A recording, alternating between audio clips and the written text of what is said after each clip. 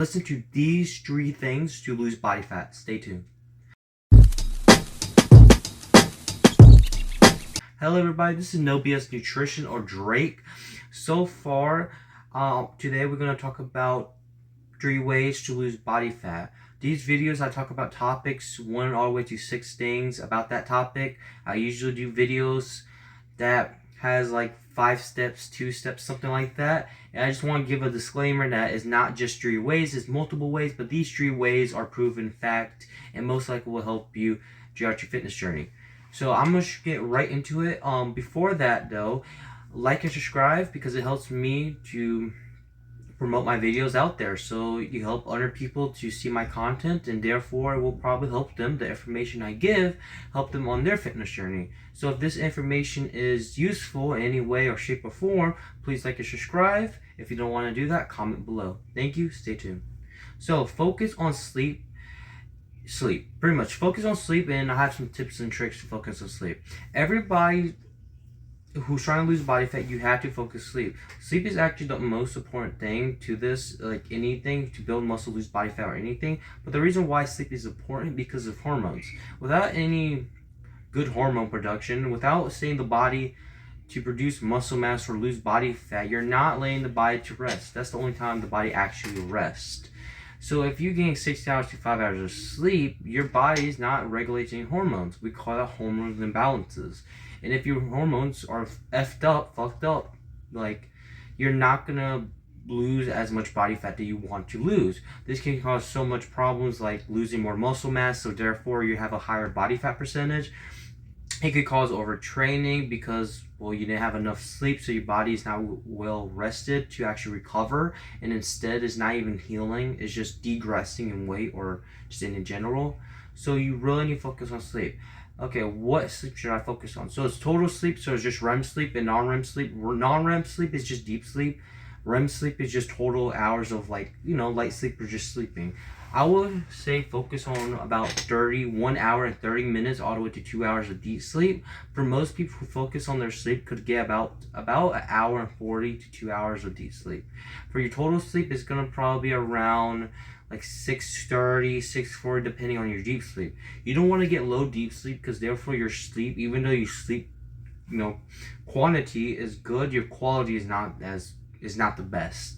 So you want to focus on higher deep sleep than REM sleep, but just focus on better sleep. How I would do this is trying to post about an hour to even 30 minutes before going to sleep. So no electronics. If you like me who works with electronics or who likes to watch a show or anything of that sort, use blue light blocking glasses, or on your phone it might have like a screen tent you can pull down, so that will help you draw out your sleep schedule. Because what happens when having all these lights like this or screen lights, you're telling the body to stay up more longer, and the body thinking it's daytime because it shows a lot of lights. It shows a lot of lights and the body thinks it's daytime. So pretty much what you want to do is turn off all the lights, make sure everything is off, make sure your dopamine is lessened so you don't feel eradicated, you don't feel have a lot of energy, a lot of cortisol, so you want to fall asleep easier. So trying to predict that. If you wake up in the middle of the night to pee, or just wake up in the middle of the night, you have to account for that as well. Most of the time people take about an hour to 30 minutes or even 2 hours to fall asleep. It's crazy, but it's true. So if you're that type of person, you gotta be honest with yourself. Take an hour to 30 minutes, get low light, no lights, I will say, no electronics if you can. If you can't, use blue light blocking glasses for that sleep. Step 3, step 4, I'm not too sure, is to try to not do things that is really crazy at first, and try to do things that's really exhausting in the middle of the day, not really in the end of the day. Well, going to the end of the day. Let me explain. So pretty much I don't want you, if anything, don't try to play video games or trying to do something very dopamine responsive. So meaning by that, don't try to get excited, don't try to get a lot of energy, don't drink an energy drink perhaps like at 4 p.m. instead, maybe drink at 12 p.m. or maybe not play sport at 7 p.m. and you have to go to sleep at 8 p.m. So you see how that works? Don't do things that's very how I explain this. Don't do things that give you energy at first. Try to do it more in the middle of the day. So energy drinks, a lot of people drink energy drinks. I do too. I'm trying to go off of that, but you know, if you drink energy drinks, trying to schedule it. Don't just sip it throughout the day, because that can actually affect your sleep. Try to drink it in the morning time, so it doesn't affect your sleep, because the caffeine will stay in your system for 8 hours, depending on the dose. So also keep that in mind. Do exhausting things at the end of the day. So when doing exhausting things, like of course work, but also like a sport or even training can be kind of exhausting. Try to do it in the afternoon, 3 p.m. before going to bed, because that will probably make you more jumpy if you do that right after going to bed or right before going to bed. So just keep that in mind. But that's it for sleep. Number 2 is really simple: nutrition and protein intake. This is very important. Let's go talk about protein. Protein is the most satisfying macronutrient. It helps you be satisfied not to overeat processed food. So Drake, how is this good? How is eating more protein beneficial to me? Well, if you're satisfied not to eat that high processed food, then you have a likely chance of overeating. I would suggest to a client to eat 1 gram per serving, 1 gram per body weight. You can eat a little bit more, you can eat a little bit less. Probably 0.8 is the safest option if you want to do so. Any less, you're under eating, possibly under eating protein, depending on body weight, of course, but in lean tissue. But the reason why I say 1 gram per body weight, per pounds of weight, is because it's simple. Like, I don't want to tell a client to do 0.8 grams times their body weight and do the math. It's simple, it's easy, and it's efficient. So if you get a 150-pound person, they eat 150 grams of protein, 200, etc. If you're overly obese, like 300, 350, eat about 0.8 grams of protein. So you might have to do some math there, but eat a little bit less, eat about 200 grams of protein for most individuals. So that's what I would say. Protein is really good because it actually helps you burn body fat in a sense. By doing that, it will build more muscle mass. If you build more muscle mass, during that time, you will actually burn more body fat because you're building more muscle. If you have more muscle percentage going up, therefore body fat percentage will go down. So if I get a person who is 200 pounds mostly fat, and 200 pounds versus muscle, that 200 pounds person will be looking different versus that 200 pound person of fat. But also the 200 pound person with muscle will burn more calories, will have a healthier metabolism most of the time, depending outside factors, and also outside factors. The 200 pound person with fat will have less muscle, so they're very unhealthy, have a higher body fat percentage, and most likely to have unhealthy habits of there. So eating more protein will lose body fat. It will. And also there's a burning effect of calories as well, eating more protein. So with the eating less of a processed food and building more muscle, your body fat percentage will go down over time. Now, nutrition is very important. If you miss a lot of micronutrition, like if you're doing keto or carnivore, then that can have a problem with your hormones. We need micronutrition in our diet. So what does that look like? Eat more veggies. Simple. Eat more veggies, pair with some protein. If you don't like veggies that much, at least try to get a serving or 2 of veggies a day, and eat more fruits then. And supplement with micronutrients if you want to.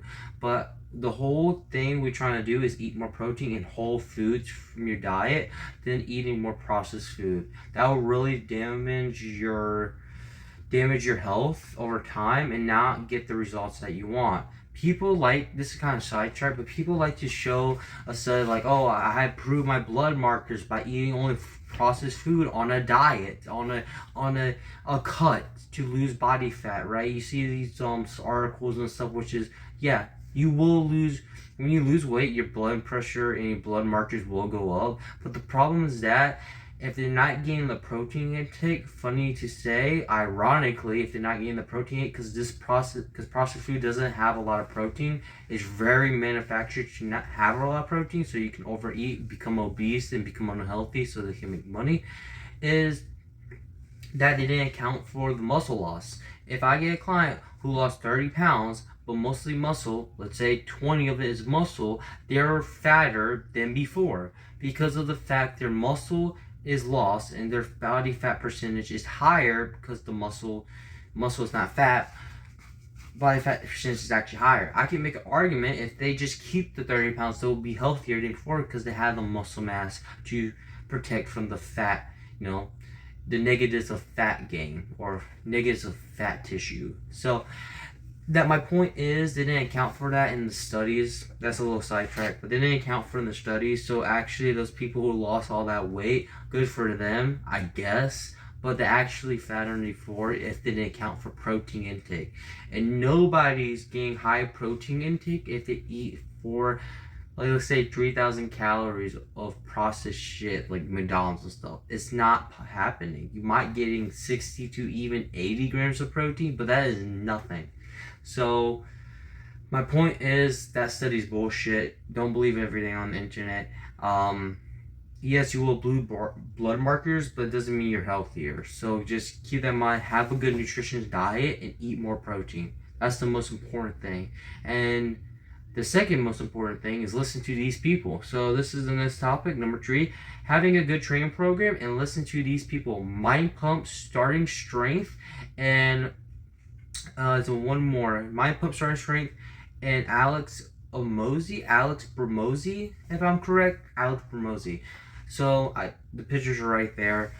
So pretty much MindPump talks about fitness and nutrition topics and fat loss. They have guest speakers on their show so they can teach people about fitness and nutrition, right? But they also have other things like hormones specialists. They have people that even stay away from fitness and just talk about political things. But my point is, listening to MindPump will help you have a good training program. They're very digital, but their service time is really great. Their podcast is very educational for your journey. They're certified. They have years and years of experience. They busted, fitness beliefs and myths.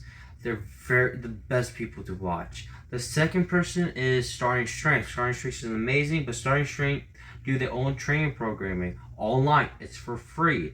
It's not like MindPump, you have to pay. It's for free and you can listen to Starting Strength. So Starting Strength is pretty much repetitive. Is an older man who's 68, right? But he does 500 pounds. He's an amazing dude. I did his training program. I went to 144 all the way to 200 pounds. And what I'm saying is I got stronger at that time. The whole point of this process of getting stronger is to build muscle mass. If you build muscle mass and get your muscle mass higher than your body fat percentage, you will lose body fat percentage because your muscle mass is higher. So listen to Starting Strength. By the way, they do barbell lifts, so compound lifts. If I have a client who's starting off, I would say do the compound lifts, the 4 compound lifts, squat, bench, deadlift, overhead press. If you don't want to do the overhead press, they do the 3. And they will show you how to get strong. So they do low bar, conventional deadlift, and bench press. They're not power lifters, but they do the compound lifts, and they got me very fucking strong. So really listen to them. And Alex Bramosi, he probably has training programming. I'm pretty sure. He has, I think, Strength AI, so you can estimate your strength. You can, it's pretty much a workout plan. In a sense, you can put it on like instead of writing it down, you can put your workout plan on this app, which I tried it a little bit. I didn't like it personally because I'm just that type of guy. I just like to type it and maybe write it down. But if you're like the app and think it's organized, I say use that. Alex Bramosi, he really teaches more in depth different training variables and programming. That's where I really learned and really got introduced to programming. MindPump talks about starting strength, but really who really focused on training programming and variables was Alex Ramosi. Without him, I'd probably be kind of confused to what to do if I degress in weight, or I have bad sleep, or how would I warm up properly. So just keep that in mind. Those three people will help you progress in your list and get stronger and give you I can't talk today. A roadmap to actually become more fit and lose that body fat, that stomach body fat.